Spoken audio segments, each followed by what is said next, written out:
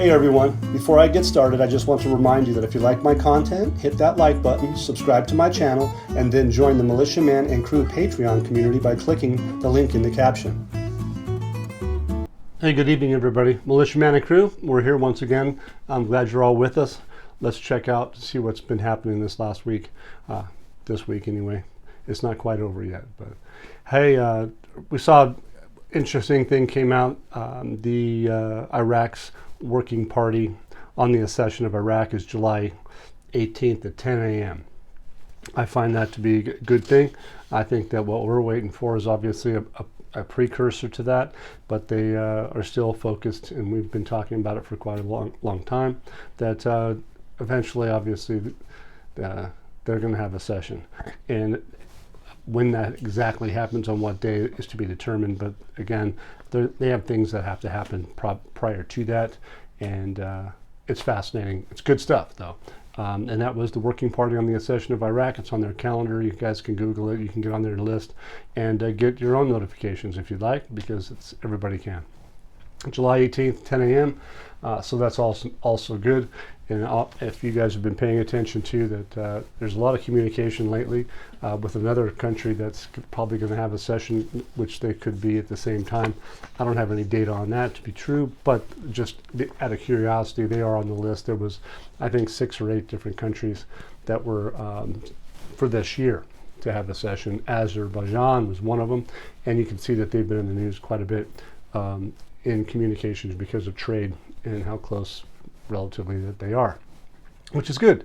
So anyway, the following thing is, after returning it for the purpose of auditing, we're talking about 2024 budget schedules, the Iraqi facts addressed Parliament to send the budget schedules, right? So we're just going to kind of briefly go over this. This came out yesterday.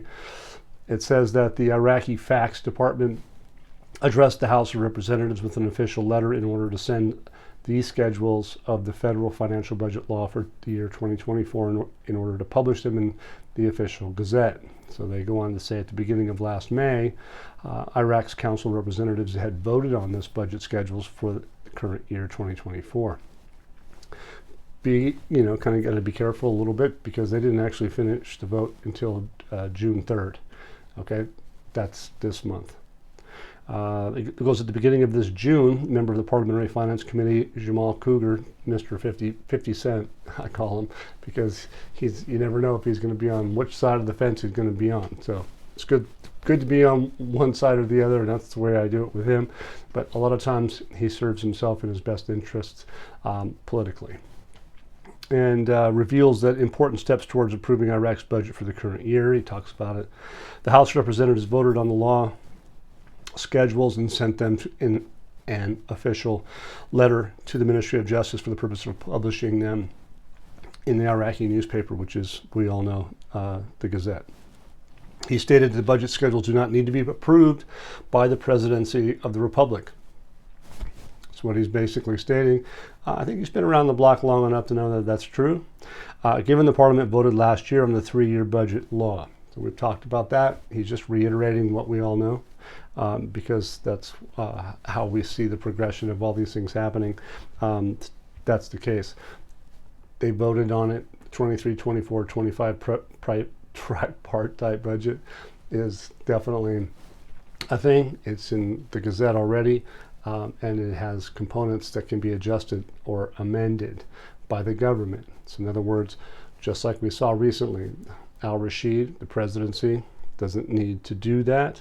And once again, it says, he states that the budget schedules do not need to be approved by the Presidency of the Republic, given that the Parliament voted it last year on a 3-year budget law.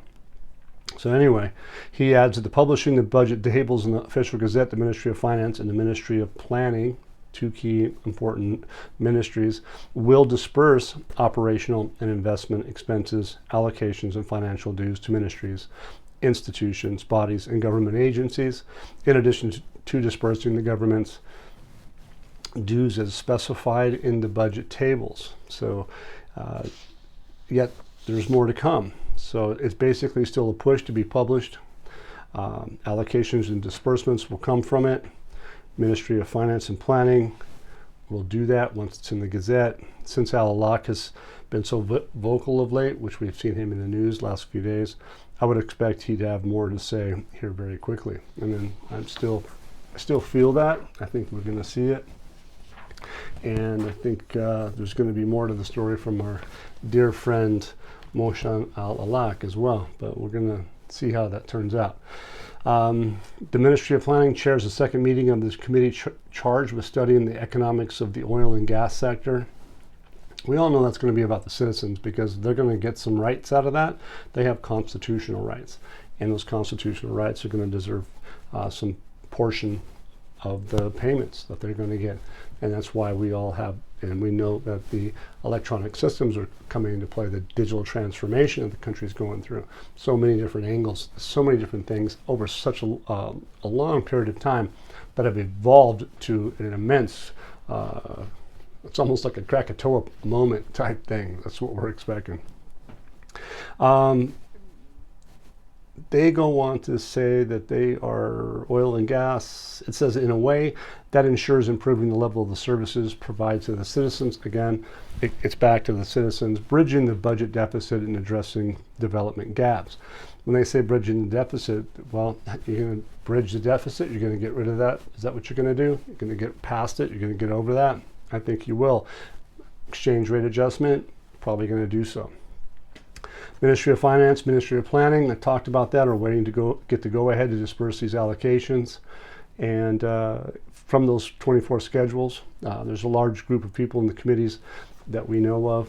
There's no doubt oil and gas sector will contribute to the ability to be able to meet the citizens' needs using gas that has been flared off, for instance, as a waste. That's going to go a long way. They're going to make a lot of money off that. Quit wasting it, develop it. Income, right? Why send billions of dollars to a neighbor when you don't need to? And that's definitely awesome. There will no longer be here in the near future the case, like I said, it says the issues will no longer be in this case. As guess what? They can solve a lot of these problems by giving the real effective exchange rate, and they can value their assets. And that's a lot of reasoning why that I'm assuming. Like I said, assuming that Iraq is going to have to value those assets for the oil and gas law and to also produce oil to go to Turkey and keep that pipeline open. So those contracts are going to need to be adjusted, and have they yet or not, I don't know. But I'm assuming that once they get to that point, you're going to find that it's going to be a big deal. Okay, so I'm sure oil's going to flow. And I'm sure that the natural gas is going to be taken care of as well, just like the mining, phosphates, the sulfur, all of those things, gold, many different things. But look, here's a lady, Abdul Wahid. Nope, sorry, different woman. No, the way it's written, it's different. But anyway, her name's Sarwa.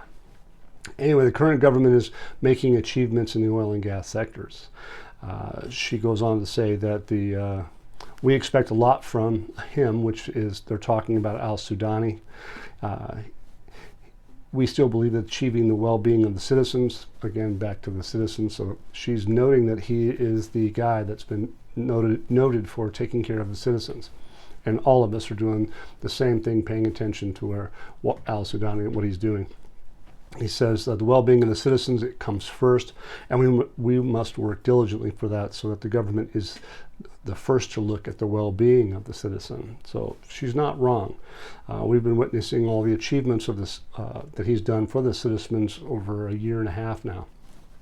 You can see that they're pushing for all these things: digital transformation, getting new bank accounts, checking accounts, getting rid of corruption, reducing the black market, the parallel market, getting it stabilized and under control. We all know that those things are part of that process that have been underway. So al-Sudani he's going to live up to his achievements for the year of 23, 24, 25, because he set the stage and he hasn't stopped.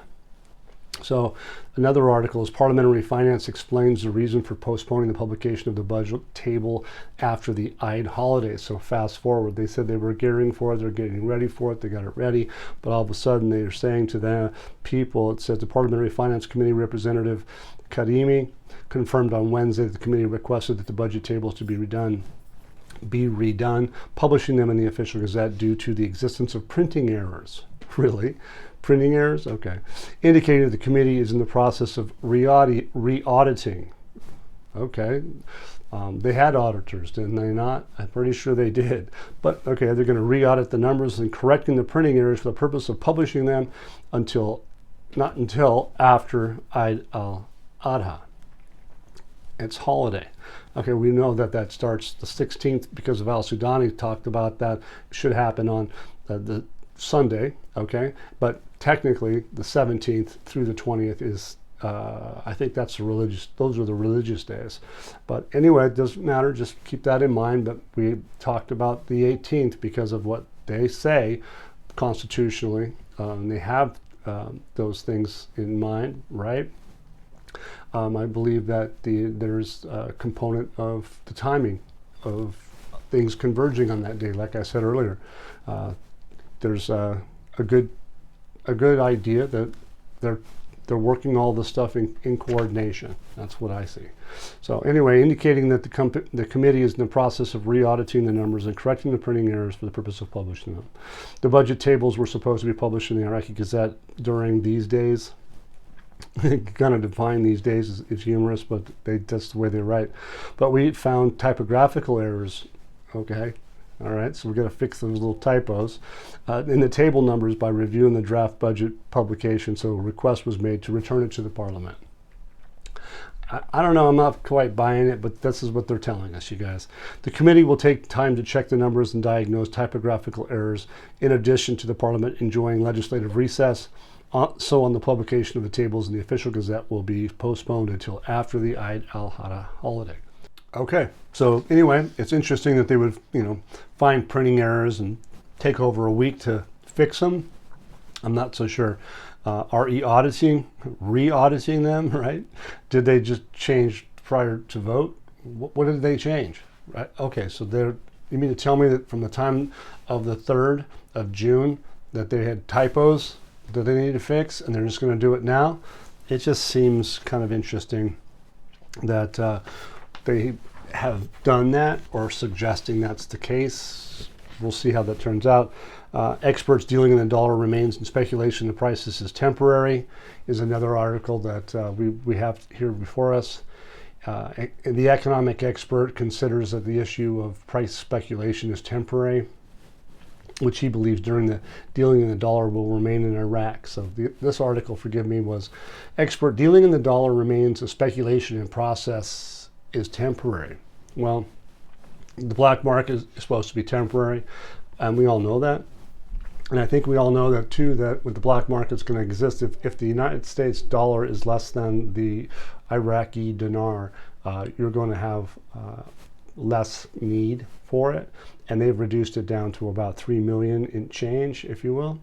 It says the dollar will be cut off from the local markets because the rate of entry of the dollar into Iraq daily is no less than 3 million from the sale of oil. Okay. There's not much demand for the dollar now. Speculation operations have been controlled, and there you have. That's that. I think you guys can read between the lines that's to be expected, and they're talking like they've got it under control. And so, is it showtime? I sure hope so.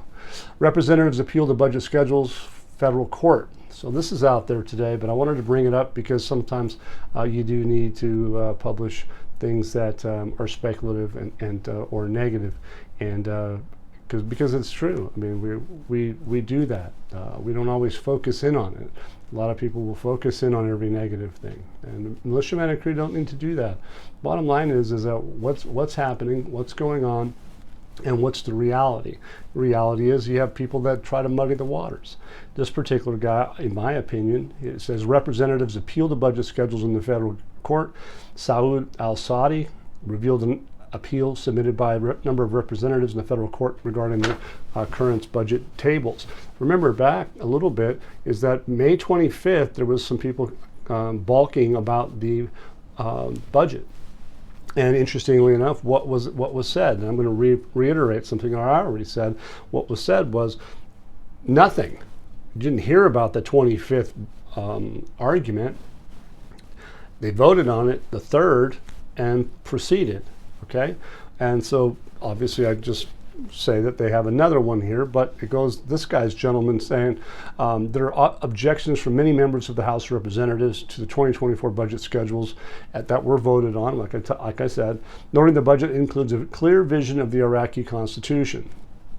The budget tables violated law by not being read in the first and second readings, but rather they were read in one reading before being voted on in a hurry. Okay, well that's, I think to me is utter nonsense, because the bottom line is the budget tables, these are they're already telling you that al-Rashid doesn't need to vote on it. It's the president. So why? Because they told you already. They told you they don't need to do that because the budget was passed in 2023. The amendments were covered under that 2023 budget, and so therefore they don't need to have them to go to the president, nor do they need to go have a first and second reading. They're amendments to a law that's already passed. They don't have to have that stuff, as far as I can tell. Okay, so I find it also interesting. This is the first that we've heard it from this gentleman. So if you notice that the first time they acknowledged that they had a pre-post vote complaint, okay, and now this is post complaint of that June 3rd and their first and second readings, I'm not buying it. But anyway, there it is. We'll just see that if in fact we come up on the right side of this coin, because the bottom line is Iraq is definitely looking to be going international, and we can see that with all kinds of evidence. So thank you guys very much for being with me today. Please, if you like the content, please hit the subscribe button, and likes are all welcome. Take care. Enjoy. Once again, guys, don't forget to hit that like button if you like this content, subscribe to the channel, or join us at the Militia Man and Crew Patreon community for even more exclusive content. You can also donate to this channel by hitting the links in the banner to help keep this page up and running. Your generous support is greatly appreciated, as always. Much, much appreciated. Thank you so much, and have a great day.